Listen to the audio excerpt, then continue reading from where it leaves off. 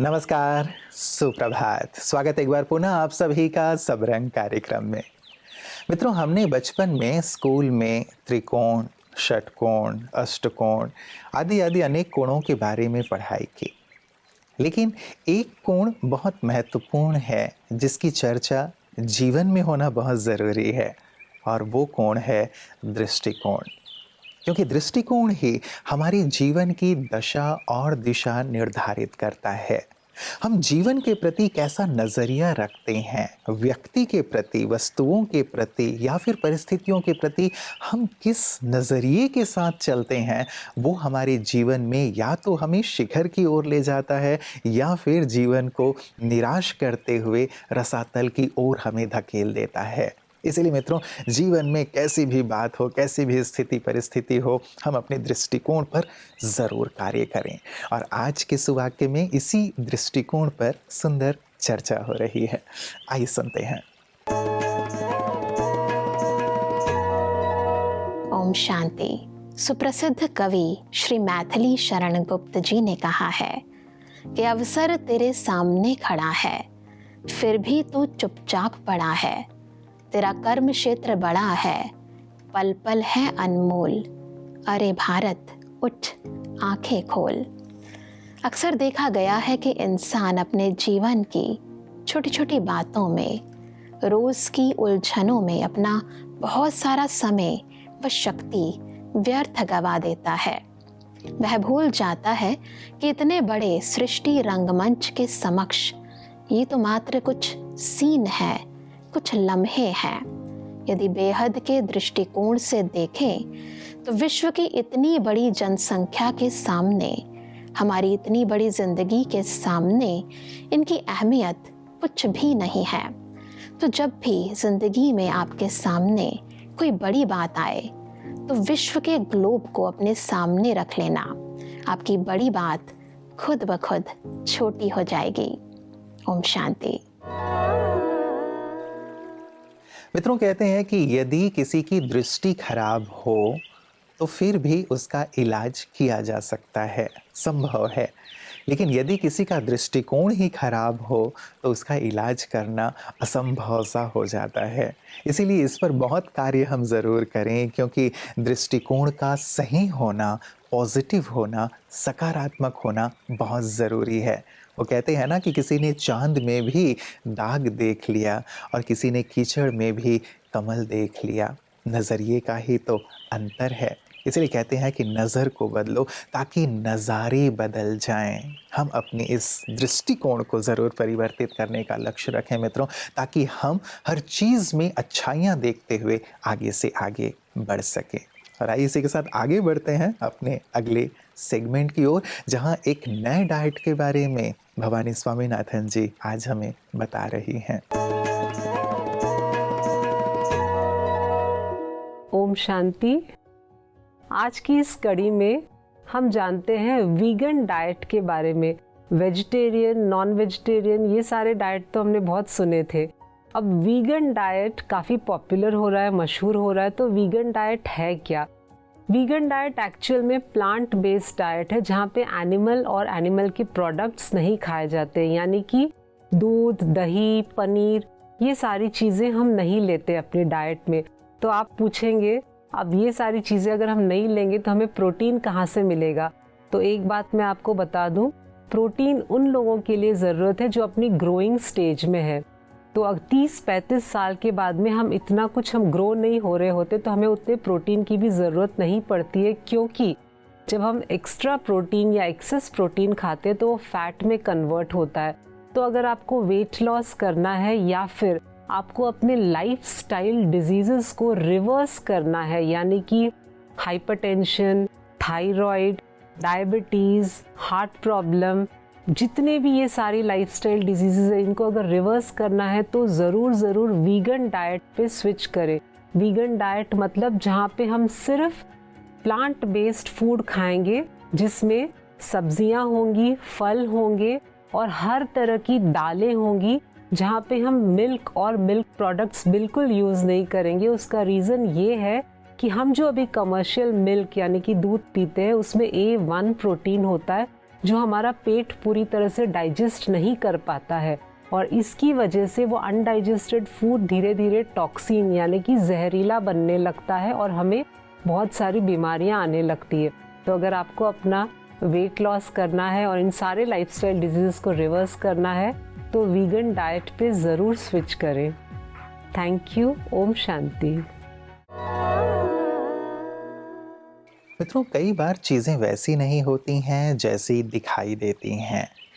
यदि दो तरफ व्यक्ति खड़े हुए हैं, एक को 6 दिखाई देता है और दूसरे को 9 दिखाई देता है, दोनों अपने अपने स्थान पर बिल्कुल सही हैं, लेकिन यदि इस साइड वाला ये कहे कि नहीं तुम गलत कह रहे हो, उस साइड वाला ये कहे कि तुम गलत कह रहे हो, तो आपस में लड़ाई हो जाती है। एक बॉल है, एक तरफ से सफ़ेद है, दूसरी तरफ से ब्लैक है, इधर वाले को सफ़ेद दिखाई देगा, इधर वाले को ब्लैक दिखाई देगा। इसलिए मित्रों, हम दूसरों के नज़रिए को भी समझने का ज़रूर प्रयास करें, उनकी जगह पर खड़े होकर के सोचने और देखने का प्रयास करें, तो हम ऊंचाइयों की ओर बढ़ पाते हैं। कई बार केवल अपनी ही बातों तक सीमित रहना, मेरे मुर्गे की एक टांग वाली स्थिति जिसको कहते हैं, वो हमारी उन्नति और प्रगति को रोक देता है। इसीलिए किसी ने बहुत प्यारी सी बात कही है कि your attitude determines your altitude, अर्थात आप कितनी ऊंचाई तक जाएंगे ये आपका दृष्टिकोण ही तय करता है। इसीलिए केवल अपनी दृष्टिकोण तक सीमित नहीं, लेकिन औरों की जगह पे खड़े होकर के भी आज से सोचने का सुंदर प्रयास कीजिएगा। आप पाएंगे बहुत सारी चीज़ें आपकी समझ में आने लगेंगी, जैसे हमारे विशिष्ट जन अपने जीवन में करते आए हैं, कर रहे हैं। आइए देखते हैं कि आज हमारे साथ विशिष्ट जन की बातें विशेष में कौन है, अपने सुंदर अनुभव के साथ। जिस तरह आपने बात की कि ब्रह्मा कुमारी संस्थान में आपने आत्मसमर्पण देखा और यहाँ आनंद की भी अनुभूति की, तो आपको क्या लगता है कि पॉलिटिक्स और इसका क्या संगम हो सकता है? किस पॉइंट पे आप इनको बैलेंस करके चल सकते हैं? बिना अध्यात्म के राजनीति अधूरा है, बिना धर्म के राजनीति अधूरी है। जी, धर्म और अध्यात्म की जब हम बात करते हैं तो यह संस्कार है, ये हमारा आचरण है, ये हमारी वाणी है, ये हमारा व्यवहार है। इनमें सब में संतुलन अगर लाना है तो उसके लिए आपको निश्चित रूप से कहीं न कहीं शरण लेना पड़ता है। तो धर्म हमको इन सब चीजों के लिए कहीं ना कहीं रोकता है, टोकता है, बताता है। कुछ भी हम करने के लिए चाहते हैं तो उसके बारे में हमको सचेत करता है। और इसीलिए कहा गया है कि जो चीजें ऐसी लगे कि इसको करने से अगर कोई सुनेगा तो क्या सोचेगा, हमारे आचरण को कोई देखेगा तो उसको कैसा लगेगा, हमारे शब्दों को किसी को चोट पहुंचाएगा तो उसको कैसी अनुभूति होगी। तो अगर आपकी मन और आपकी आत्मा ऐसा कह रही है तो काम नहीं करना चाहिए। यही धर्म सिखाता है, यही ब्रह्म कुमारी सिखाता है, और यही कहता है कि झूठ मत बोलिए, सही रास्ते पे चलिए, दूसरों की सेवा करिए, सबके प्रति समर्पित रहिए, राष्ट्र के प्रति अपना भाव प्रदर्शित करते चलिए, और सबका सम्मान करिए। तो जब हम सबका सम्मान करते हैं, परमपिता परमेश्वर का ध्यान करते हैं और ठीक ढंग से अपना काम करते हैं, तो उन सब चीजों का नाम ही अध्यात्म है। और उनको लेकर के जब हम चलते हैं तो जीवन सफल होता है, अन्यथा जीवन असफल होता है। और इसीलिए कभी कभी लोगों के मन में आता है, लोग सोचते हैं कि अगर हम अच्छे ढंग से काम कर रहे हैं, अच्छे रास्ते पर चल रहे हैं तो यही स्वर्ग है, अगर आप गलत रास्ते पर चल रहे हो तो यही नरक है। तो इसलिए आप स्वर्ग की अनुभूति करना चाहते हैं, अच्छी सोच रखिए, हमेशा पॉजिटिव रहिए और सकारात्मक सोच के आधार पर अच्छा काम करिए। अगर आप नरक का जीवन जीना चाहते हैं तो गलत सोच रखिए और नेगेटिव रहिए, अपनी ऊर्जा का क्षरण करते रहिए, आप नरक की अनुभूति करेंगे। नरक और स्वर्ग सब कुछ यहीं पर है, आपके मन की अनुभव और अनुभूति कैसे है वो आपको सिखाती और बताती है। अगर आपको इस समय हमारे यूथ को एक मैसेज देना है अध्यात्म के बारे में जो आपने एक्सपीरियंस किया, तो वो क्या होगा?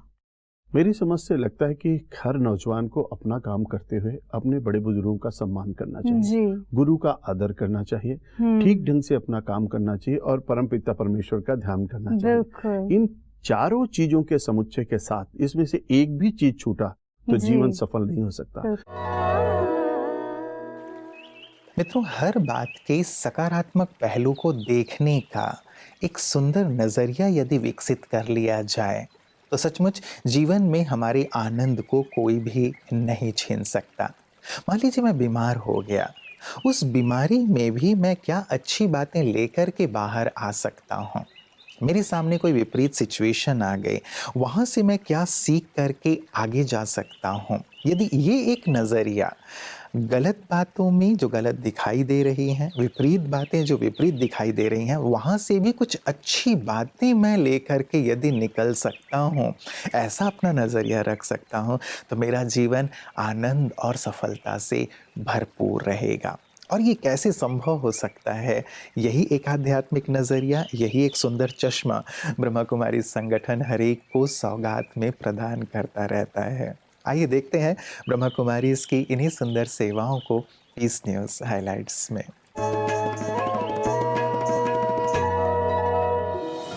बेंगलुरु स्थित ब्रह्मा कुमारी कुमारा पार्क सब जोन द्वारा श्री बैंगलोर वैष्णव समाज भवन में एक कार्यक्रम का आयोजन हुआ। इस आयोजन में बैंगलोर स्थित कम्मानहल्ली सेवा केंद्र की राजयोग शिक्षिका बी के पवित्रा, वैष्णव समाज महिला मंडल के गणमान्य सदस्य समेत लगभग 110 लोग एकत्रित हुए। कार्यक्रम में आत्मविश्वास कैसे विकसित करें, इस विषय पर प्रकाश डाला गया। मुख्य वक्ता के रूप में बी के पवित्रा ने मन के अंदर उठने वाली नकारात्मक भावनाओं को नियंत्रित करने का उपाय बताया।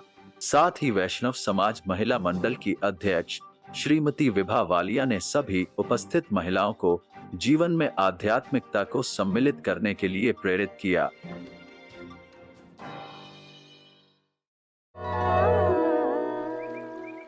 मित्रों, आज बेहद के नज़रिए पर ही हमारी सुंदर चर्चा हो रही है।